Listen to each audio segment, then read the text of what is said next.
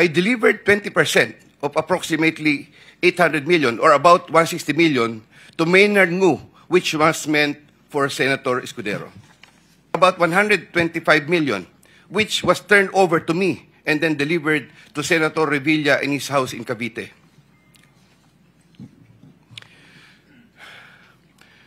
Senator Nancy Binay.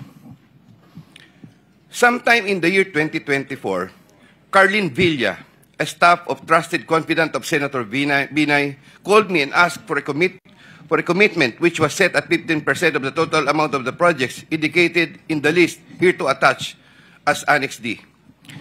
I relate the 15% commitment to Engineer Alcantara. Engineer Alcantara collected 15% commitment or about 37 million, which was turned over to me and which I then delivered to Senator Binay at a house in Quezon City.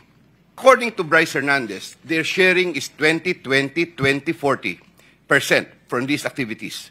My understanding is that they had prepared and signed documents for purposes of collecting payments, which they then apportioned the profits amongst themselves. However, I must admit that I have no personal knowledge on the exact actions they took to accomplish this scheme, and I can only be asked general questions on the systems in place that would have allowed this modus operandi to happen.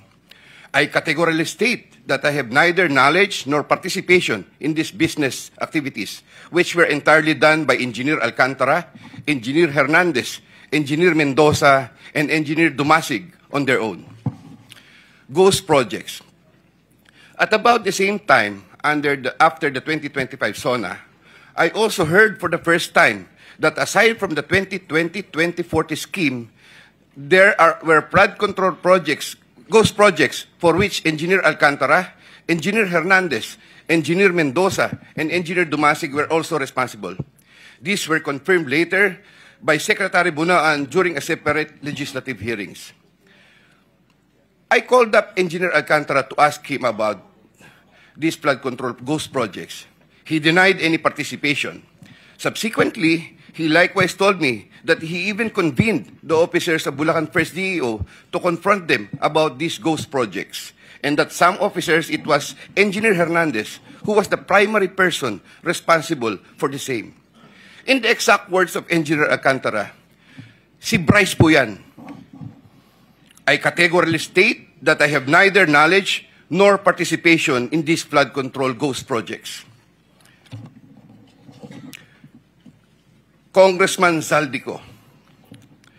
My personal knowledge regarding Congressman Zaldico are set out as follows. Congressman Zaldico one time called me to say that he met Engineer Alcantara and wanted to confirm, maayos bang kausap si Engineer Alcantara? To which I replied, maayos po. Engineer Alcantara then told me that Kong Zaldico was asking for a 25% commission, and out of that amount, 2% was to be shared equally between Engineer Alcantara and myself. In his exact words, boss, hati na tayo sa 2%. Furthermore, Engineer Alcantara would tell me every time that he made deliveries of cash to Congressman Zaldico in compliance with his commitment to Congressman Zaldico.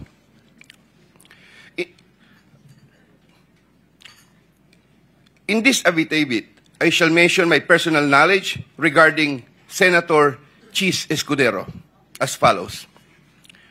Maynard Ngu and I are close friends, and we go years back.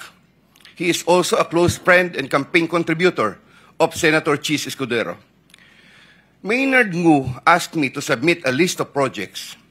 I personally submitted a list of projects to Maynard Ngu, and some of the items therein pertaining to Valenzuela and Marinduque projects were subsequently included in the General Appropriations Act. A copy of the list of Valenzuela and Marinduque projects is here to attach to this affidavit as Annex A. When I gave him the list, and in relation to the commitment, I asked him, boss, paano to? Maynard replied, bahala ka na. I asked, boss, okay na ba ang 20%? Maynard said, okay. After inclusion of the projects in the GAA, I delivered 20% of approximately 800 million or about 160 million to Maynard Ngu, which was meant for Senator Escudero. Finally, I would like to add that deliveries of cash were personally made to me, by me, to Maynard Ngu at his office in Manila. I confirm that Commissioner Lipana requested that he be referred to officers of DPWH Bulacan First DEO. I referred him to Engineer Bryce Hernandez. I have no personal knowledge if they were able to secure a project in Bulacan First DEO. Furthermore, and subject to possible referral to an executive session upon the approval of the Honorable Chairman, I attest to the broader systemic issues in DPWH that are widespread. My statements hereunder are based on personal knowledge and direct interactions with the personalities involved with great risk to my safety and that of my family members. I confirm the following. Yusek Traigib Olaybar of DepEd. Yusek Traigib Olaybar used to work for Senator Ramon Bong Revilla and Senator Sani Angara before his appointment as Yusek for the Department of Education. Sometime 2010, I met for the first time Yusek Olaybar, who was then working in the office of Senator Bong Revilla. Later, I learned that he transferred to the office of Senator Edgardo Angara and then later to Senator Sani Angara. Sometime 2024, Yusek Olaybar personally called me for a meeting to discuss about unprogrammed appropriations, supposedly for the office of the Executive Secretary. In the said meeting, he requested me to submit a list of projects. After the meeting, I asked Bulacan First DEO to prepare a list of projects for funding. Thereafter, Engineer Alcantara submitted a list of projects worth 2.85 billion. Here to attach as Annex B is a list of those projects. Subsequently, I submitted this list to Yusek Olaybar.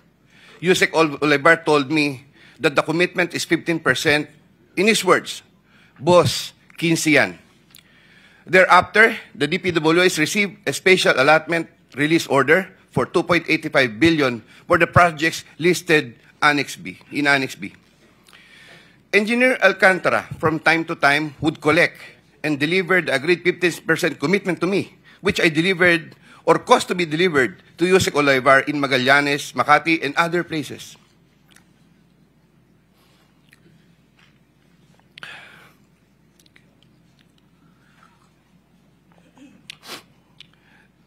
Senator Ramon Bong Revilla.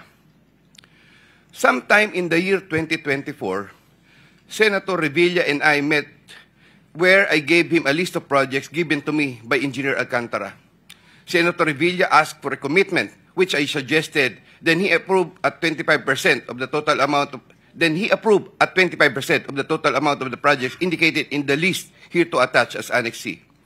I relayed the 25% commitment to Engineer Alcantara and told him that Senator Revilla will appreciate additional contributions for his senatorial re-election bid. Engineer Alcantara collected the 25% commitment, or about 125 million, which was turned over to me and then delivered to Senator Revilla in his house in Cavite.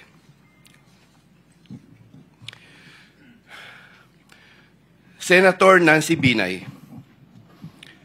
Sometime in the year 2024, Carlin Villa, a staff of trusted confidant of Senator Binay, called me and asked for a commitment which was set at 15% of the total amount of the projects indicated in the list here to attach as Annex D.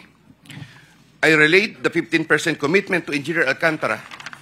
Engineer Alcantara collected 15% commitment, or about 37 million, which was turned over to me, and which I then delivered to Senator Binay at a house in Quezon City.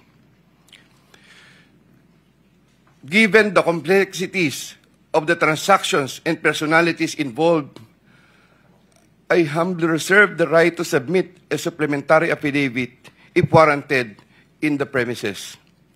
I attest to the truth of the foregoing statements based on my personal knowledge and authentic records. In witness or hope, I will be affixing my signature this day of September 2025 here. Mr. Chair. Yeah. Kindly sign your affidavit in the presence of everybody.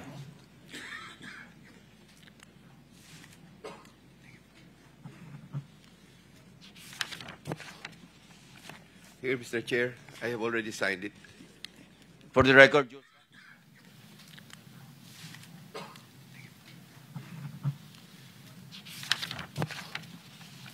Here, Mr. Chair, I have already signed it. for the record, you signed the same affidavit that you read, no? Yes po, Thank Mr. you. Chair. Maraming salamat, Yusek.